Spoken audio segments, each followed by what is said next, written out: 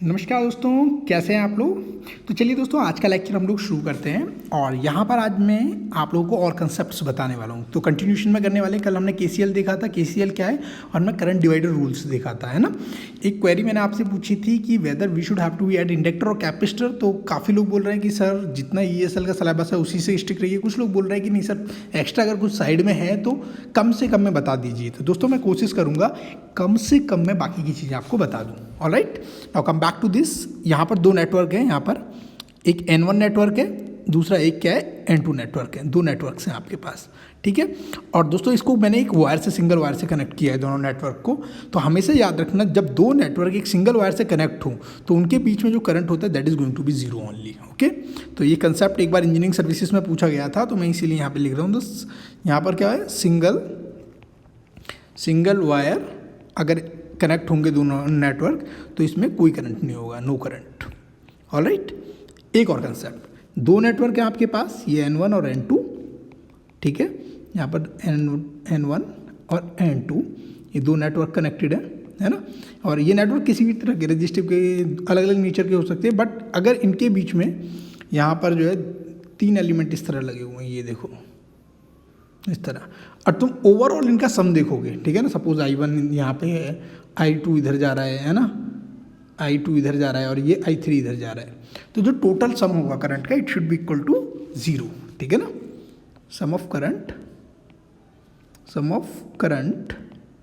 That is going to be zero. तो ध्यान रखना इस चीज़ का, जब आपके पास यहाँ पर दो नेटवर्क कनेक्टेड हैं सिंगल वायर के अंदर, तब आपका जो है यहाँ पर कोई करंट नहीं होता है। लेकिन अगर यहाँ पर तीन वायर कनेक्टेड है, मतलब तीन क्या और भी ज़्यादा हो सकते हैं, और दो नेटवर्क से कनेक्टेड है, तो उसका जो ओवरऑल सम होगा वो जीरो होगा। तो कहने का मतलब ये I1 प्लस I2 है ना, plus I3 that is going to be zero, है ना।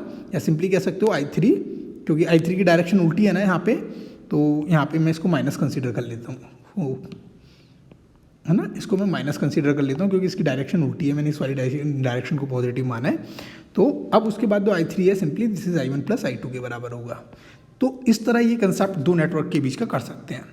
ऑलराइट, समझ में आ गया होगा दोस्तों ये कंसेप्ट। अब दोस्त उसके बाद जो है यहाँ पर हम लोग आगे बढ़ते हैं। मैं आपको बताना चाहता हूँ आगे इसके KVL क्या होता है। तो लिख देते हैं यहाँ पे KVL। तो मैं लिख देता हूँ, टेक्स्ट में डाल देता हूँ KVL,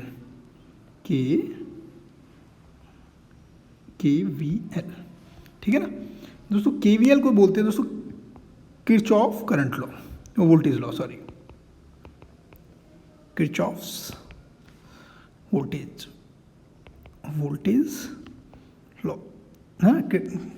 KVL Kirchhoff voltage law. और ये क्या बोलता है कि एक क्लोज लूप के अंदर, मतलब एक क्लोज सर्किट है, उसके अंदर अगर क्लोज लूप के अंदर देखोगे, sum of voltage it should be equal to zero. Okay, zero से लेके के, है ना। तो मान लो एक के लूप बन रहा है ना। यहाँ पर एक सपोज करो ये एक वोल्टेज सोर्स है, V सोर्स है, यहाँ वोल्टेज सोर्स है, प्लस माइनस कर देता हूँ मैं। और यहाँ पर एक ये R1 है, ठीक है ना, ये R2 है, ठीक है ना। यहाँ पर एक R3 मान लो, इसको कनेक्ट कर देते हैं। तो इसके अक्रॉस सपोज करो, इसके अक्रॉस ड्रॉप हो रहा है वो V1, इसके अक्रॉस वोल्टेज V2 हो रहा है, ठीक है ना। इसका V3 मान लो, इसके अक्रॉस जो ड्रॉप हो रहा है। तो जो ओवरऑल सम निकल के आएगा, यहाँ पर जो V निकल के आएगा, it should be equal to V1 plus V2 plus V3, है ना। मतलब जो सारा ड्रॉप होगा, कुछ ड्रॉप यहाँ होगा, कुछ ड्रॉप यहाँ होगा, यहाँ होगा, कितना होगा अभी हम देखेंगे वोल्टेज डिवाइडर रूल के अंदर। Is that clear. तो किरचॉफ लॉ क्या बोलता है कि एक क्लोज लूप के अंदर जो टोटल वोल्टेज ड्रॉप होगा it should be equal to zero, जो टोटल वोल्टेज होंगे। तो है ना, यहाँ पे हमेशा कन्वेंशन कोशिश करो, यहाँ से लेके जाओ ग्राउंड से, पहले माइनस टकराए तो माइनस V, प्लस इधर जिस तरफ एंट्री हो रही है इसको पॉजिटिव में कंसीडर करो, तो प्लस I करंट जो भी I1 R1, ठीक है ना। दिस इज कॉल्ड V1, जिसको मैंने यहाँ पे V1 बोला है। तो I इंटू R1 ऐसे ही V2 हो जाएगा, यहाँ पे ऐसे ही V3 हो जाएगा, यानी I into R2 I into R3, इस तरह कर सकते हैं आप लोग। Is that clear. Now come back to the another point. यहाँ पर हम लोग हैं, ये जो बताता है this is considered as the law of conservation of energy. ये क्या बताता है, इंपॉर्टेंट है, law of conservation of energy के बारे में बताता है ये, है ना। मैंने कल की क्लास में क्या बताया था आपको, जो KCL होता है वो क्या बताया, law of conservation of charge के बारे में बताता है, law of conservation of charge. जबकि KVL क्या बताता है आपको, law of conservation of energy. तो कुछ लोग ईएमटी भी पढ़ते होंगे, क्या मुझे बता सकते हो मैक्सवेल की कौन सी इक्वेशन केवीएल और केसीएल बताती हैं? अच्छा, अगर आपको पता है तो कमेंट सेक्शन में जरूर लिख के बताना मुझे, है ना। कि जो लोग इलेक्ट्रॉनिक्स से हैं, जो बाकी ब्रांच से डील करते हैं, भाई बिल्कुल भी मत सोचना, है ना, कोई दिक्कत नहीं है। अब आगे चलते हैं दोस्तों। ये मैंने अभी बताया ना कि जब यहाँ पे करंट वोल्टेज होगा तो कुछ वोल्टेज ड्रॉप यहाँ पे होगा, कुछ वोल्टेज ड्रॉप यहाँ पे होगा, कुछ वोल्टेज ड्रॉप यहाँ पे होगा, क्योंकि इनका जो नेचर है क्या है, ये पावर को एब्जॉर्व करते हैं, कंज्यूम करते हैं, कहने का मतलब ये यहाँ पे ये रेजिस्टिव एलिमेंट जो होते हैं। तो अभी हम लोग क्या देखने वाले हैं यहाँ पे दोस्तों, कि मैं यहाँ पे आपको बताने वाला हूँ वोल्टेज डिवाइडर रूल, ठीक है। तो मैं हेडिंग डाल देता हूँ यहाँ पे, क्या voltage divider rule. Voltage divider rule क्या कहता है, ठीक है। वोल्टेज डिवाइडर रूल क्या कहता है कि suppose this is R1, this is R1, this is R2, ये दो करंट सोर्स है ना। सपोज करो इसके अक्रॉस जो है मैंने माना पोटेंशियल ड्रॉप V1 हो रहा है, इसके अक्रॉस जो पोटेंशियल ड्रॉप हो रहा है ये V2 हो रहा है, ठीक है ना। यहाँ पे कुछ जो अगर सोर्स के साथ लगाया है ना, यहाँ पे V1 हो रहा है, यहाँ पे V2 हो रहा है, ठीक इसी तरह मैंने कंज्यूम कर लिया कि यहाँ पे ये V1 V2 ड्रॉप हो रहा है दोस्तों, है ना। अब ये क्या है, रजिस्टिव सोर्स है। तो रजिस्टिव सोर्स कभी भी हो, मतलब एक मैंने यहाँ पे सिर्फ एग्जाम्पल के लिए दो लिए हैं रजिस्टर, R1 और R2। आप तीसरा भी ले सकते हो, चौथा भी ले सकते हो, पाँचवा भी ले सकते हो, 50, 100, 200 जो लेने ले लो, आपकी मर्जी है। बस ध्यान क्या रखना कि अगर मैं इसको R1 के अक्रॉस पूछूं वोल्टेज कितने हैं, तो जो वोल्टेज होंगे, सपोज करो मैं V1 पूछ रहा हूं, तो पर्टिकुलर रेजिस्टेंस को उठाना, उस पर्टिकुलर रेजिस्टेंस को उठाना है, R1 को उठाना है ना, डिवाइडेड बाय टोटल रेजिस्टेंस, ठीक है ना, R1 plus R2 total resistance multiply by total voltage जो आपने अप्लाई किए होंगे, है ना। सपोज करो यहाँ पे अगर मैं इसको जो है V सोर्स से कनेक्ट कर दूं, यहाँ पे किसी V सोर्स से कनेक्ट कर दूं, तो वहाँ पर जो टोटल वोल्टेज V थे ये जो है यहाँ पे अपीयर होंगे। अब मैं बोलूँ कि भाई V2 कितना होगा दोस्त आपका, तो सिंपली V2 अगर आपको निकालना है that is equal to the, यहीं पे मैं कर देता हूँ, V2 is equal to the, this is going to be, है ना, माफ करना है यहाँ पर V2 इस पर निकालना है R2 divided by total resistance R1 plus R2 into voltage. इस तरह आप निकाल सकते हो। मैं इसका कलर चेंज कर देता हूँ, है ना, मैं इसका कलर चेंज करके ग्रीन में कर देता हूँ। इस फॉर्मूले, बहुत इंपॉर्टेंट फॉर्मूलेज हैं यहाँ पे, है ना, ये ग्रीन कर दिया है मैंने, ठीक है। चलिए अब उसके बाद जो है यहाँ पर अगला क्या आता है दोस्त, अगला आपके पास तीसरा एलिमेंट मैं कंसिडर कर ले रहा हूँ यहाँ पर। अब अगर इंडक्टर होता, सपोज करो कैपेसिटर की, अच्छा एक चीज़ और आपको बता दूँ मैं दोस्त यहाँ पर, अगर आपके पास यहाँ पे आगे और एलिमेंट होते, मान लो सपोज करो 4 एलिमेंट लगे होते हैं, जैसे ये एलिमेंट, ये एलिमेंट, ये एलिमेंट, ये एलिमेंट, और मैं पूछता कि इसके अक्रॉस कितना है, तो सिंपली जो भी इसका रेजिस्टेंस है divided by total impedance multiply by voltage, वो निकल आता है आपका। तो ये घबराना मत कभी भी देख के कि आपके पास कितने एलिमेंट्स गिवन है ना, पर्टिकुलर उस एलिमेंट का रेजिस्टेंस लेना डिवाइडेड बाय टोटल रेजिस्टेंस निकाल देना, और आपको मल्टीप्लाई वोल्टेज के साथ मिल जाएगा, आपको उस पर्टिकुलर के अक्रॉस कितना वोल्टेज ड्रॉप हुआ है ये आपको मिल जाएगा, अगर आपको किसी पर्टिकुलर के अक्रॉस चेक करना है, ठीक है ना। अब बस करना क्या है दोस्त, मैं यहाँ पे अब क्या कर दे रहा हूँ, मैं एक इंडक्टर भी लगा दे रहा हूँ, ये 2 इंडक्टर्स हैं, है ना।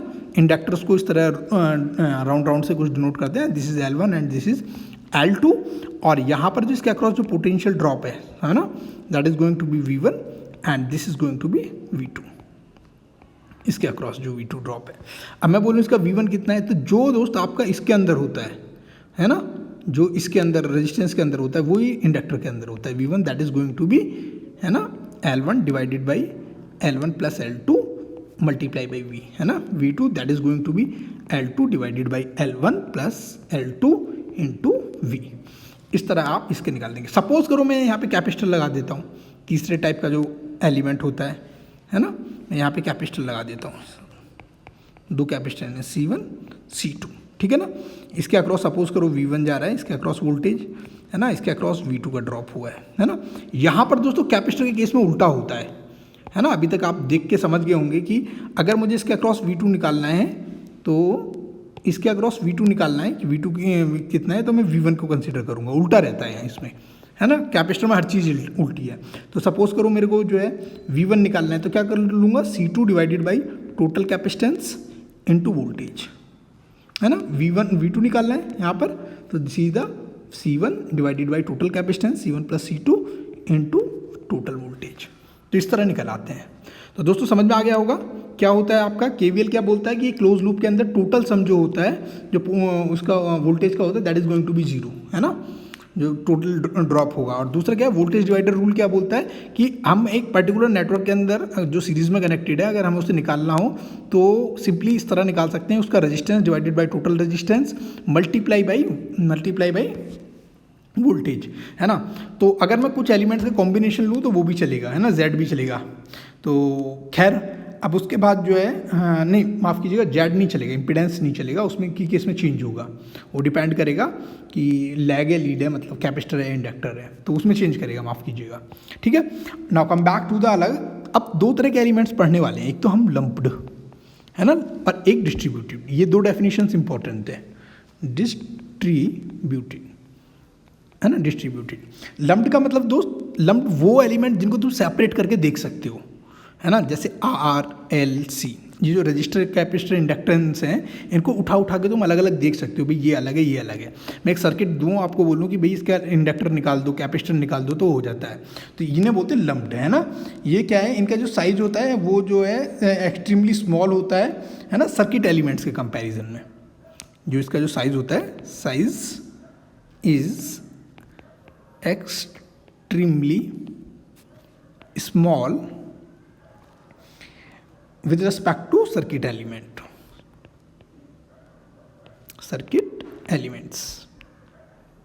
ठीक है। अब मैं डिस्ट्रीब्यूटेड की बात करूं, जैसे आपने सुना होगा एक ट्रांसमिशन लाइंस करके होता है, ट्रांसमिशन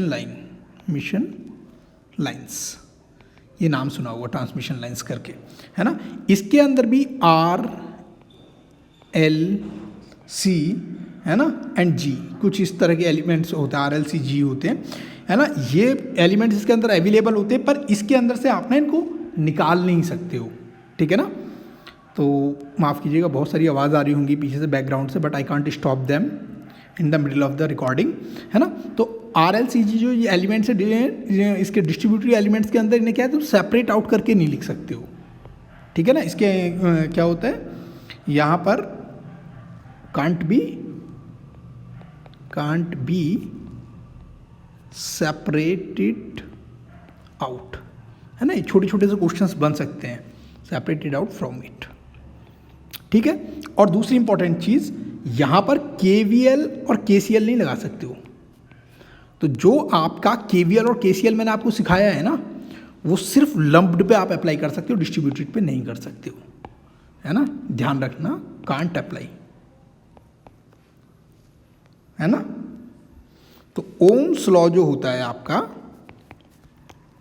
जो ओम्स लॉ लगाते हो आप लोग बेसिकली कहाँ लगाते हो, क्योंकि केवीएल और केसीएल में आप ओम्स लॉ ही बेसिकली यूज़ कर रहे हो, सिर्फ आप डिस्ट्रीब्यूटेड लीनियर लम्प्ड पे यूज़ करते हो, डिस्ट्रीब्यूटेड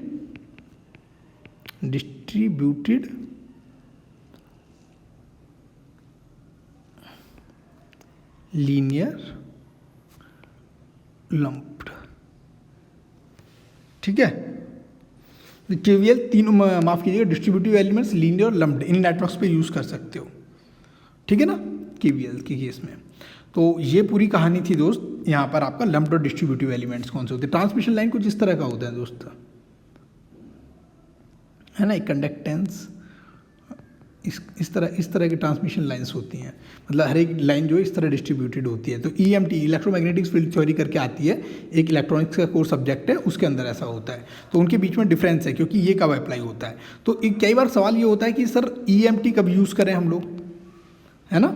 तो मतलब कब हम लोगों को जो है EMT यूज़ करनी है, कब नेटवर्क करनी है, क्योंकि बेसिकली जो EMT है मैं इसका डिफरेंस बता देता हूँ एक बार। फील्ड थ्योरी जो EMT आपने सुना होगा दोस्त, जो फील्ड थ्योरी होती है वो आपकी जो है लो फ्रीक्वेंसी हाई फ्रीक्वेंसी दोनों पे काम करती है, लो फ्रीक्वेंसी हाई फ्रीक्वेंसी, है ना, दोनों पे काम करती है ना।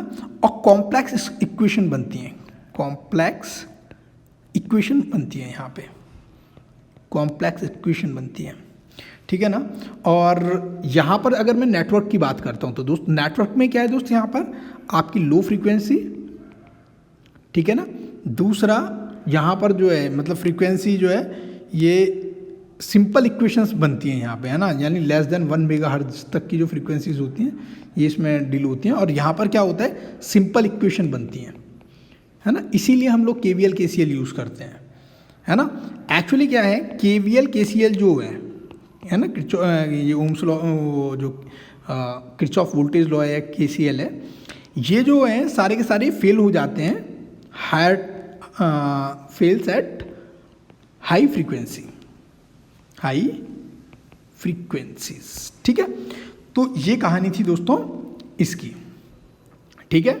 तो समझ में आ गया होगा दोस्तों आप लोगों को। तो अभी बेसिकली हमने क्या समझा अभी यहाँ पर, कि आपके पास जो है KVL है, जो किरचॉफ लॉ हमने देखा था, वो क्या बताता है, law of conservation of energy को बताता है। वो किस तरह है, अगर आपके पास रेजिस्टिव नेटवर्क है तो किस तरह है, रजिस्टिव, इंडक्टिव और कैपेसिटिव है तो किस तरह काम कर रहे हैं। लम्प्ड कौन से होते हैं, लम्प्ड मतलब जिनको सेपरेट आउट करके देख सको तुम, सेपरेट आउट कर दो। अगर मैं एक सर्किट दे दूँ, बोलूँ कैपेसिटर निकाल दो तो निकाल दोगे, मैं इंडक्टर बोलूँ इंडक्टर निकाल दोगे, रजिस्टर निकाल दोगे।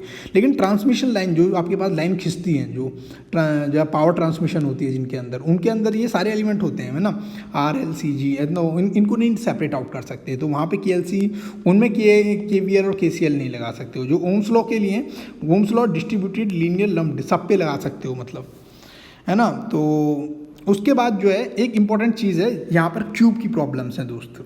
ये जो प्रॉब्लम्स है दोस्तों बेसिकली जो है, मतलब इसके मैं डायरेक्ट रिजल्ट्स आपको बता रहा हूँ, वो रिजल्ट्स आप याद रखना। अगर आपको चाहिए तो टेक्स्ट बुक देख लेना। अगर मैं डेरिवेशन कराने लगा तो 3 दिन तक मैं इसकी डेरिवेशन ही कराते रहूँगा, मतलब 3-4 लेक्चर लग जाएंगे। तो बस मैं रिजल्ट आपको बता रहा हूँ।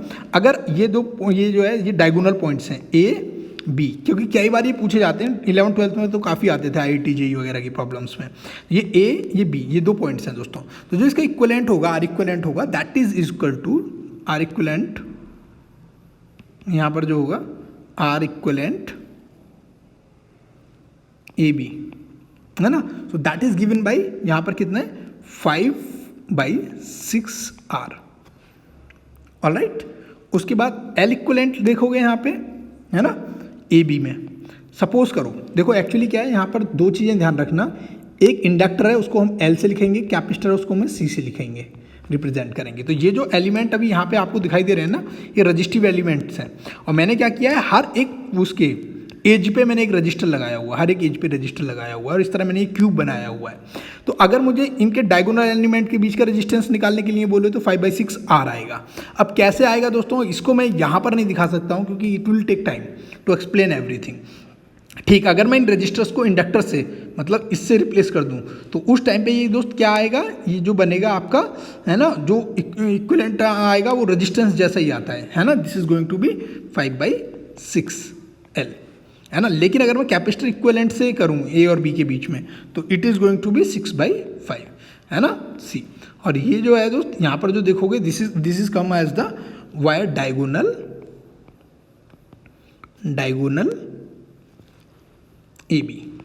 ये एक्चुअली दोस्त मैं आपको इसलिए बोल रहा हूँ क्योंकि इसके बहुत सारी प्रॉब्लम्स आपकी टेक्स्ट बुक में दिए गए हैं इससे रिलेटेड, तो इसलिए मैं इसके डायरेक्ट आंसर्स बता रहा हूँ आप लोगों को, है ना। एक्सप्लेन करने जाओगे तो इट विल टेक टाइम। सो मेरा जल्दी से आपका सारे पॉइंट्स खत्म हो जाएं एक बार, फिर उसके बाद हम प्रॉब्लम्स करेंगे, कुछ प्रॉब्लम्स देखेंगे, ठीक है ना। तो ये कहानी थी। अब उसके बाद पहलवान मेहमान कदरजान, आपकी आगे के खेल में मैं तुम्हें ये बताना चाहता हूँ, अगर इसके एडजेसेंट एज में देखो, मतलब मैं आपको बोलूँ X और Y, ये 2 पॉइंट्स, ठीक है ना, ये 2 पॉइंट्स पे ध्यान देना, ये 2 पॉइंट्स X और Y, मैं इसके अक्रॉस मैं आपसे बोलूँ इक्विवेलेंट रेजिस्टेंस निकाल के दिखाओ, तो एडजेसेंट एजिस पे जो निकल के आता है 7/12 आता है,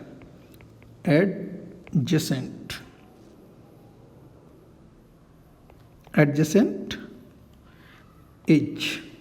इस पे जो दोस्त निकल के आता है R equivalent XY, that is going to be 7/12R, ठीक है। और जो फेस डायगोनल है, अगर मैं बोलूँ कि भाई ये जो फेस डायगोनल है, ये A और ये Y, ये एक ही फेस है, ध्यान से देखो, ये पूरा एक फेस है। इसके बीच के जो अगर मैं रेजिस्टेंस आपसे कैलकुलेट करने के लिए कहूँ, तो इसका डायरेक्ट रिजल्ट क्या होगा, फेस डायगोनल, है ना। ये बहुत काम के हैं, क्योंकि किसी भी एग्जाम में डायरेक्ट पूछ लिए जाते हैं और लोग फंस जाते हैं वहाँ पे, है ना। A और Y, that is going to be 3/4R, तो अगर डायरेक्ट रिजल्ट याद रहेंगे, क्योंकि मैंने जूनियर इंजीनियर वगैरह के कुछ एग्जाम्स देखे थे जिनमें डायरेक्ट पूछे गए थे, तो मुझे आंसर याद थे, मैंने सीधे कर दिए थे। अदरवाइज थोड़ा सा टाइम लगेगा, KVL वगैरह लगा के देखोगे इसमें, है ना। तो इस तरह कर सकते हो। अगर L दिया हो तो सिंपली L से रिप्लेस कर देना, R और L में। कैपिस्टर दिया हो, C दिया हो तो इन्हें पलट देना, 12/7 एंड दिस इज 4/3। समझ गए ना। तो मैंने सारे शॉर्टकट आपको यहाँ पे बना के दे दिए हैं। तो उम्मीद है दोस्तों ये क्यूब प्रॉब्लम समझ में आ गई होगी। अब दोस्तों, अब मैं आपको फिर से दोबारा से लेके जाता हूँ स्टार डेल्टा कनेक्शन की तरफ। कभी सुना होगा आपने नाम स्टार डेल्टा कनेक्शन, है ना, delta connection. Star delta connection के बारे में देखते हैं, ठीक है। तो दोस्तों स्टार डेल्टा कनेक्शन में ये आपके पास एक जो कनेक्शन आपके सामने मैं अभी दिखा रहा हूँ बना के, this is considered as the T network भी बोलते हैं इसे, है ना। और इसको जो है यहाँ पर एक नेटवर्क दिखा रहा हूँ मैं, ये जो है ये इस तरह का, this is considered as the pi network. Pi जैसा लग रहा है तो this is considered as the pi network. Okay, ऐसे करके इसको जो है यहाँ पे एक जो है इस तरह इसी चीज़ को मैं बस इसको इस तरह बना के दिखा रहा हूँ, है ना। नाम एक्चुअली चीज़ एक ही है, बस इनको क्या है, this is called T network. ये टी जैसा दिखाई दे रहा है, this is called pi network, ठीक है ना, क्योंकि पाई जैसा दिखाई दे रहा है। वे ऊपर वाली चीज़ है, इसमें कोई चीज़ नहीं नीचे वाली में, बट दिस इज कंसिडर्ड है स्टार, है ना, स्टार नेटवर्क। और कई बार इसे प्यार से वाई नेटवर्क भी बोलते हैं, वाई जैसा दिखाई दे रहा है ना। और उसके बाद जो है यहाँ पर जो है इसको जो है इसको अगर मैं यही वाला जो ऊपर वाला नेटवर्क है मैं इसको कुछ इस तरह बना दूँ, इस तरह, है ना। तो दिस इज कॉल्ड डेल्टा, है ना, और मैश नेटवर्क। इन नामों से भी इसे प्यार से बोल सकते हो, ठीक है ना। तो ये दोनों मतलब ये जो चीज़ें हैं ये दोनों सेम है, ये वाली चीज़ दोनों सेम है। इनके अलग अलग नामों से किस तरह किस डिज़ाइन में आप देख सकते हो, ये दोनों मैंने बता दिए। बहुत ही इंपॉर्टेंट है दोस्तों, क्रूशियली इंपॉर्टेंट है जो पॉइंट्स मैं बता रहा हूँ आपको, मेन पॉइंट्स बता रहा हूँ, और ये star delta conversion crucially important है, ठीक है ना दोस्तों। अब मैं इन एलिमेंट्स के ना दोस्त एक बार नाम रख देता हूँ, ध्यान देना, मैं इनके नाम रख रहा हूँ यहाँ पे। This is R1, this is R2, this is R3, okay, and this is RB, RA, this is RC, ठीक है ना। एंड इसको बोल देते हैं, चलो R1 बोल देते हैं, R2, R3।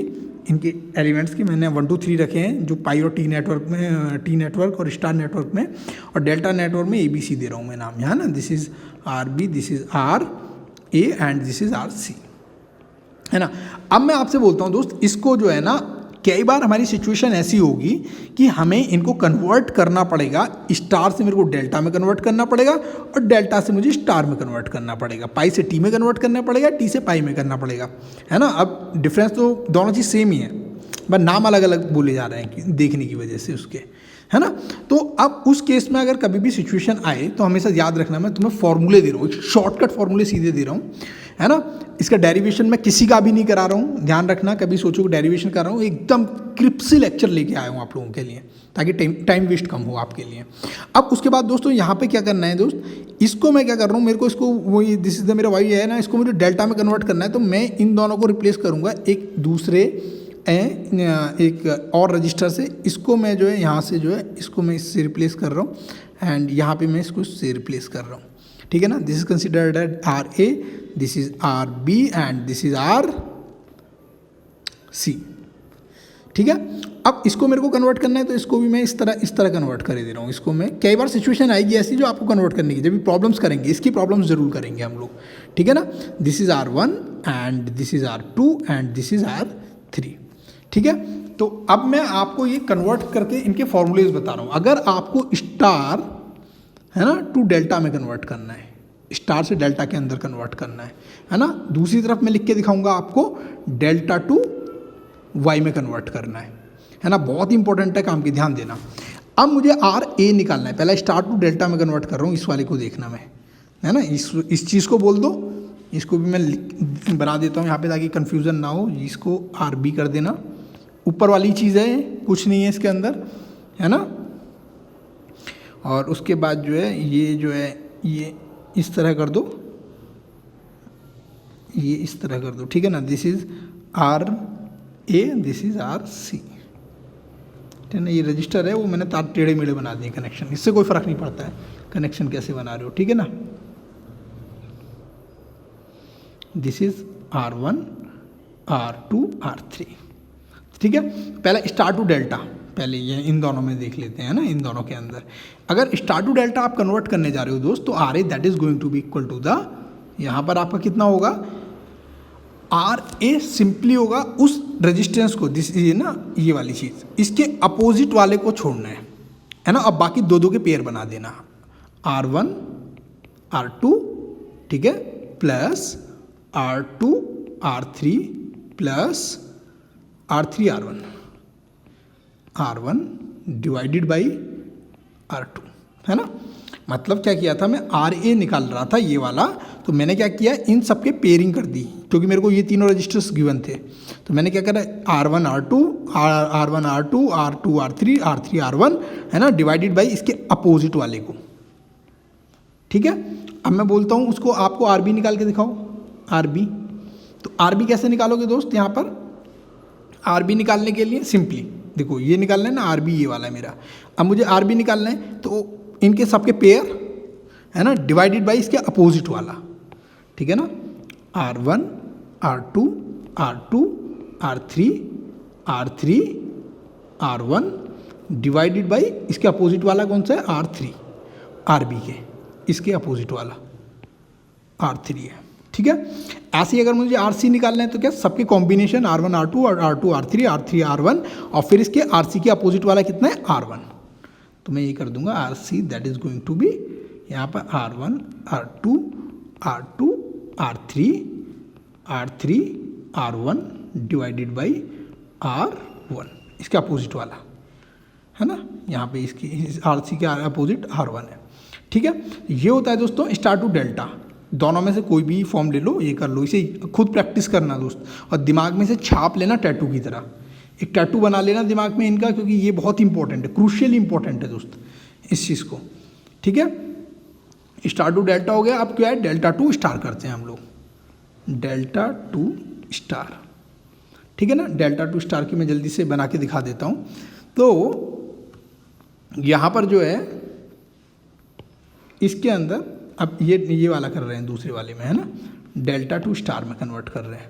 ये डेल्टा पाई नेटवर्क था, ये आपका डेल्टा नेटवर्क था, इनमें स्टार में कन्वर्ट करना है। तो सपोज करो मुझे R1 निकालना है सबसे पहले, ठीक है ना, डेल्टा टू स्टार में। तो R1 कितना होगा, आपको करना क्या है, उसके साथ वाली, जैसे मान लो ये निकालना है, R1 निकालना है ये वाला, तो इसके दोनों लगी हुई ब्रांच RA RB, है ना, डिवाइडेड बाई टोटल रजिस्टेंस हो जाएगा ना, सिंपल है ना।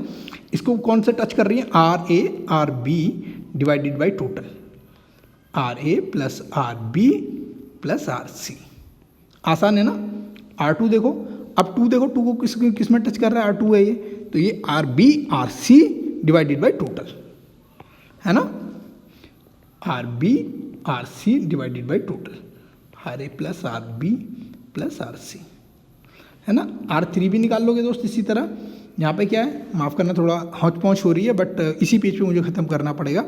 अब देखो यहाँ पे R3 तो अब निकाल ही लोगे, R3 का क्या है, जिसको टच कर रही हैं RA RC, ये दोनों RA RC टच कर रहा है, डिवाइडेड बाई टोटल हो जाएगा ना, RA RC divided by RA plus RB plus RC, तीनों का। तो ये निकल आएंगे ना, ये तीनों इक्वेशन से यार क्रूशियल इंपॉर्टेंट है, बहुत ही ज़्यादा इंपॉर्टेंट है दोस्त, ये इंपॉर्टेंट है ना, इंपॉर्टेंट है सारी की सारी इक्वेशन, स्टार से डेल्टा कन्वर्जन, डेल्टा से स्टार कन्वर्जन, ठीक है। अब जो भैया जानना चाहते थे कि सर मतलब आप जो है ना इंडक्टर और कैपेसिटर को भी यहाँ पे मिस मत कीजिए, तो मैं इंडक्टर और कैपेसिटर के लिए ही बता रहा हूँ। अगर आपको इस तरह के साइन नज़र आ जाए रजिस्टर कीजिएगा तो बोल देना इंडक्टर, और इस तरह का नज़र आ जाए तो उसे बोल देना capacitor. This is L and this is C, है ना। तो अभी क्या मैं आपको पॉइंट बताना चाह रहा हूँ, सबसे पहले कि जाते जाते मैं मतलब हमारे यहाँ रोडवेज बसें होती हैं, बसों में जाते जाते कुछ लोग प्रमोशंस के लिए आते हैं यूपी रोडवेज की तरफ, तो किससे मेहमान पैमान कदरजान, जाते जाते आपके 2 मिनट लूँगा और 2 मिनट में चलते चलते वो काम की चीज़ बताऊँगा जो बहुत इंपॉर्टेंट है आपके लिए। तो जो लोग ESL की तैयारी कर रहे हैं वो लोग तो सिर्फ इसी पे ध्यान देना, रजिस्टरिंग नेटवर्क पे, क्योंकि उन्होंने कैपेसिटिव और इंडक्टिव नेटवर्क का नहीं दिया। लेकिन और एग्जाम जो लोग देख रहे हैं वो लोग भाई जाते जाते आपके 2 ही मिनट लूँगा और आपको जाते जाते बहुत काम की बात बताऊँगा कि रजिस्टेंस,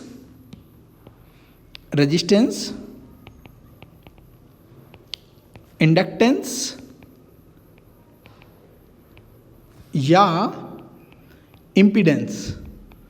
इम्पीडेंस का मतलब पता है ना आप लोगों को कि आप क्या करते हैं, इम्पीडेंस में क्या करते हैं कि इसके साथ आर प्लस इसके साथ जे ओमेगा एल कुछ, अगर इसका आपका इंडक्टिव नेटवर्क है या फिर ये जब नेटवर्क होगा तो उसको यूज़ करेंगे, इसके कॉम्बिनेशन आर के साथ एल का जो कॉम्बिनेशन है उसको इम्पीडेंस, है ना। ये रिमेन्स सेम रहेगा, रिमेन्स सेम, है ना। बस यहाँ पर कुछ मत करना, L1 L2 L3 से रिप्लेस कर देना, वही चीज़ सेम रहेगी, ठीक है। और एक और काम की चीज़ बताऊंगा दोस्तों, यहाँ पे ध्यान देना। अगर मैं सभी के सभी इनको सेम आर से रिप्लेस कर दूं, जो क्वेश्चंस बहुत इंपॉर्टेंट है, इसको इंपॉर्टेंट में भी 2 बार इंपॉर्टेंट लिख लो यार, 2 क्या इसे ना, इसको मोस्ट इंपॉर्टेंट डाल लो। क्योंकि क्या होता है, जो अगर जैसे ये जो छोटे छोटे एग्जाम्स होते हैं वेरी इंपॉर्टेंट, है ना, उनके अंदर क्या होता है कि वो क्या नेटवर्क के ये जो आर हैं वो सेम रखते हैं, this is R R R, और फिर आपसे बोलते हैं कि इसके अंदर आर निकाल के दिखाओ, R A R B R C क्या होगा। मतलब सेम रजिस्टर अगर आपको दे देंगे तो उस टाइम पे आप कंफ्यूज मत होना, डायरेक्ट आंसर निकाल सकते हो। अगर आप मतलब सबके रेजिस्टेंस सेम है और स्टार टू डेल्टा, और बोल सकते हो डेल्टा टू स्टार, है ना, या स्टार की जगह वाई बोल दो। देखो नाम कोई भी बोले जा सकते हैं, अब मैं इसलिए थोड़ा कंफ्यूज नहीं करना चाह रहा आप लोगों को, क्योंकि अब मैंने नाम तो आपको पहले बता ही दिए कि किन किन नामों से बुलाया जा सकता है, ठीक है ना। अब उसके बाद दोस्त मैं आपको क्या इंपॉर्टेंट चीज़ बताना चाह रहा हूँ कि अगर आपके सारे रजिस्टर इफ़ ऑल आर, है ना, all R replace with same value, है ना। इसमें क्या होगा, जो रेजिस्टेंस होगा स्टार टू डेल्टा जाने में, जो आपका रेजिस्टेंस होता है वो आपका 3 टाइम्स बढ़ जाता है। जो रेजिस्टेंस स्टार टू डेल्टा में जो आपका रेजिस्टेंस निकल के आएगा वो 3 टाइम्स आर हो जाएगा, हर एक एलिमेंट, है ना। देखते हैं चेक करके क्या बात सच है मेरी।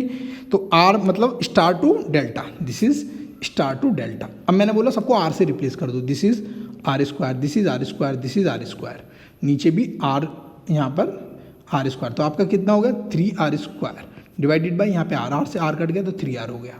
सेम चीज़ यहाँ आएगी, सेम चीज़ यहाँ आएगी, तो क्या हो गया आपका 3 टाइम्स आपका ये जो है आर जो है हो जाएगा, ठीक है ना।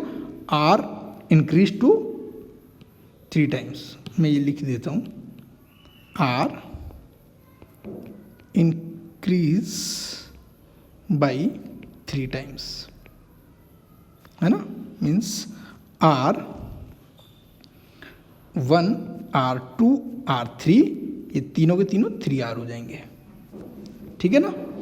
अब उसके बाद जो है माफ करना RABC स्टार टू डेल्टा है, स्टार टू डेल्टा है, ठीक है।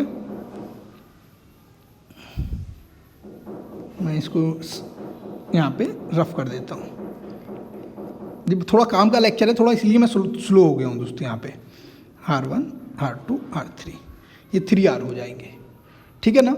और वहीं अगर मैं ये बात बोलूँगा कि डेल्टा टू स्टार, तो डेल्टा टू स्टार में देखो यहाँ पे मैं आर से रिप्लेस कर रहा हूँ, सारे ए बी वगैरह जो देख रहे हो यहाँ पे मैं इससे कर रहा हूँ, this is R into R, है ना, डिवाइडेड बाई 3R नीचे, क्योंकि ये R प्लस ये R प्लस ये R तो 3R हो जाएगा, और ऊपर कितना हो जाएगा R स्क्वायर अपॉन 3R, तो R से R स्क्वायर कैंसिल, मतलब एक R कैंसिल हो जाएगा, तो R/3 हो जाएगा।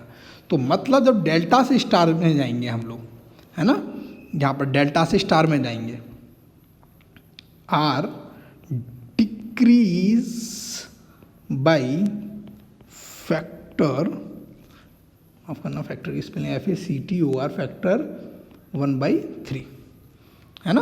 तो आपका जो ये आपका RA equal to RB equal to, है ना, RA माफ़ कीजिएगा मैं यहाँ पे थोड़ा सा कंफ्यूज कर गया आप लोगों को, चीज़ कुछ नहीं है, ये आप लोगों को यहाँ पर जो है स्टार में RABC था, मैंने पहले यहाँ पे सही लिखा था, यहाँ ABC था, क्योंकि एक्चुअली कन्वेंशन यहाँ पे जो है ना, मतलब यहाँ पे मैंने जो ले लिए हैं वो कंसीडर कर रहा हूँ मैं आपको।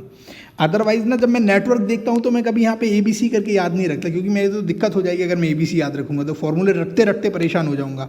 मैं तो बस इतना पता रहता है कि यहाँ पे जो है अगर मैं स्टार टू डेल्टा कर रहा हूँ तो इन सबके कॉम्बिनेशन डिवाइडेड बाई, अगर मुझे ये वाला निकाल रहा हूँ तो इसके अपोजिट वाला, है ना। और मैं ऐसे करके अगर मैं इसको निकाल रहा हूँ तो इनके सबके कॉम्बिनेशन डिवाइडेड बाई इसके अपोजिट वाला, है ना। इसको निकाल रहा हूँ तो इनके सबके कॉम्बिनेशन और डिवाइडेड बाई इसके अपोजिट वाला, इस तरह निकालता हूँ मैं, है ना। अब जो दूसरी बार निकालता हूँ, जिस वाली केस में निकालता हूँ, तो जिस पर्टिकुलर पॉइंट को मान लो मेरे को ये निकालना है, ये वाला निकालना है, तो इसके दोनों एलिमेंट्स की multiply divided by total resistance.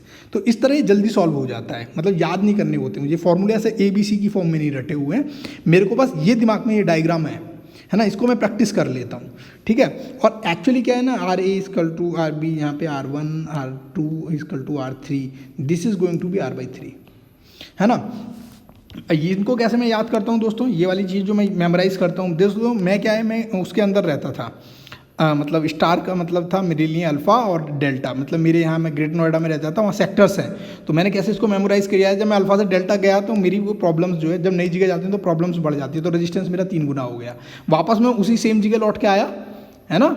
तो मतलब यहाँ पे डेल्टा से वापस स्टार में आया, तो मतलब ये जो है इसकी जो मेरा रेजिस्टेंस है वो रिड्यूस हो जाता है, मतलब कभी भी नई जगह जाते हो तो 3 रेजिस्टेंस बढ़ता है, जब वापस से लौट के सेम जोन में आ जाए तो रेजिस्टेंस घट जाता है। तो इसी तरह मैंने याद रख रखा है, मतलब दिमाग के अंदर कहीं ना कहीं से आपको सिंक करना पड़ेगा ताकि ये चीज़ याद रहे। तो मेरे को ये चीज़ें डायरेक्ट याद रहती हैं, तो अगर आप मेरे से पूछेंगे ना तो मुझे ये फॉर्मूला ड्राइव करने की ज़रूरत नहीं है, मैं मतलब दिमाग में ये पिक्चोरियल है, तो आप लोग भी इसे दिमाग में पिक्टोरियल कर लेना, तो कब मात खाओगे, मतलब मार नहीं खाओगे यहाँ पे, है ना। तो अगर यही चीज़ अगर इंडक्टर होता है तो यही चीज़ सेम रहेगी। इंडक्टर के केस में भी आपको ना बस ये जो है RLA LB LC कर देना, यहाँ पे L1 L2 LC कर देना, सेम रहेगी। कैपेसिटर के केस में उल्टा हो जाता है, तो समझ जाओ यहाँ पे 3 टाइम्स बढ़ जाएगा इस केस में, है ना, इसमें 3 टाइम्स बढ़ जाएगा और इस केस में 3 टाइम्स आपका रिड्यूस हो जाएगा, ठीक है ना। तो मैं जो है जल्दी से लिख देता हूँ, है ना, स्टार टू डेल्टा, अगर मैं कैपेसिटर के केस में हूँ, तो जिन लोगों को कैपेसिटर में इंटरेस्ट नहीं है बिल्कुल ना देखें इसको, है।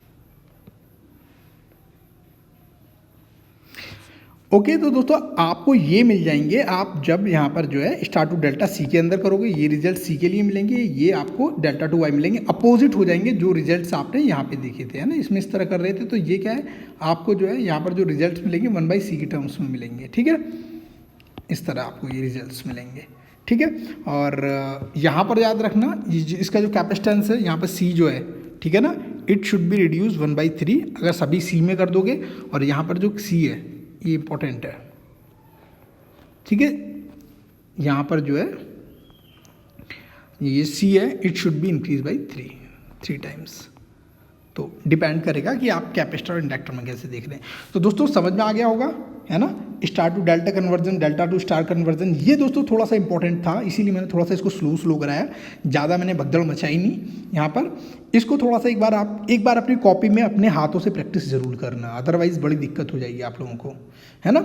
और इसको कोशिश करना पिक्चोरियल रिवाइज करने के लिए, फॉर्मूले मत रटना, रटते रटते बैंड बच जाएगी दोस्त यहाँ पे इनको, है ना, क्योंकि वहाँ पे नाम नहीं आएंगे, कभी इनकी वैल्यूज़ आएंगी, रेजिस्टेंस की वैल्यूज़ आएंगी, तो उनसे डील करना पड़ेगा आपको, है ना।